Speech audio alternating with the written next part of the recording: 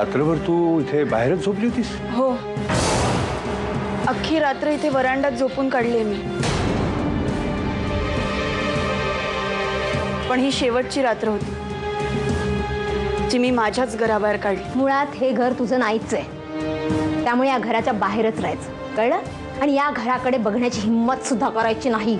आता पुन्हा उंबरठा ओलांडणार ते अंजली म्हणून नाही. अंजली आता या उंबरठ्या बाहेर.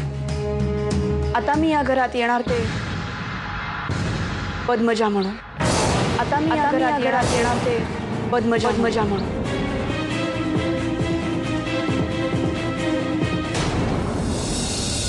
सुख दुःखानि सर्वाणि त्वया सह विपश्यते यत्र त्वं तत्र प्रथमतः ब्रवीमि कुटुम्बरक्षकार्यास्तामि अवानुपुत्रहरिणम्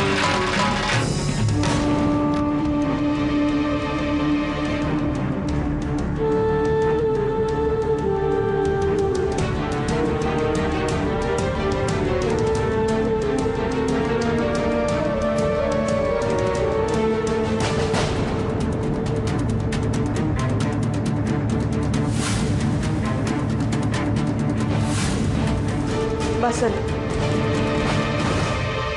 खूप सहन केलं अंजलीनं,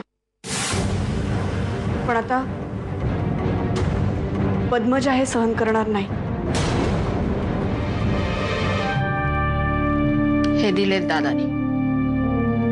कशी बशी बचत केली होती त्यांनी, त्यातले मला दिले थोडे. मी नकोच म्हणत होते, म्हटलं राहू दे, कर्ज म्हणून ठेव.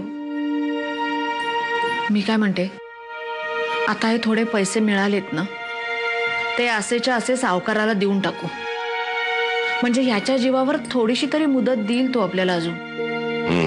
मग तुमचे जसे पगाराचे पैसे हळूहळू येतील, तसं सगळं त्याचं कर्जही हळूहळू फेडून टाकू आपण. आता अंजली पद्मजासारखीच या घरात वावरणार. आणि आता ही अंजली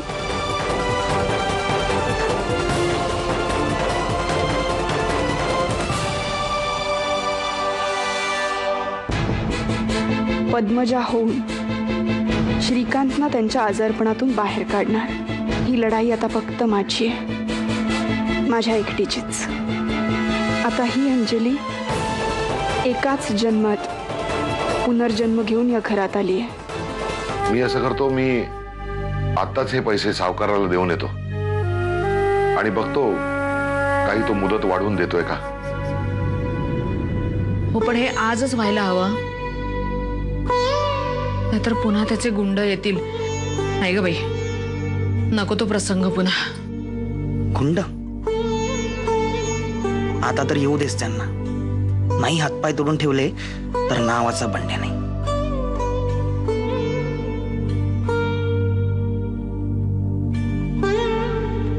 सावकाराला द्यायचे पैसे आहेत ना? हो द्या, मी तिकडे चाललोय, मी देऊन येतो. बंड्या, मी जाईन. बाबा मी आता मोठा झालोय, मी जाईन.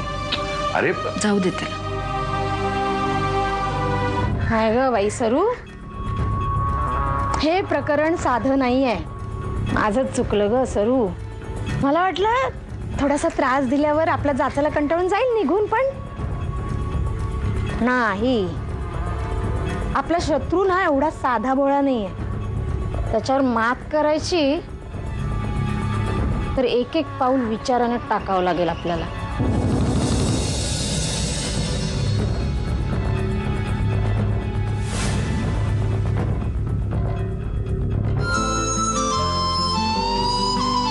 पद्मजा,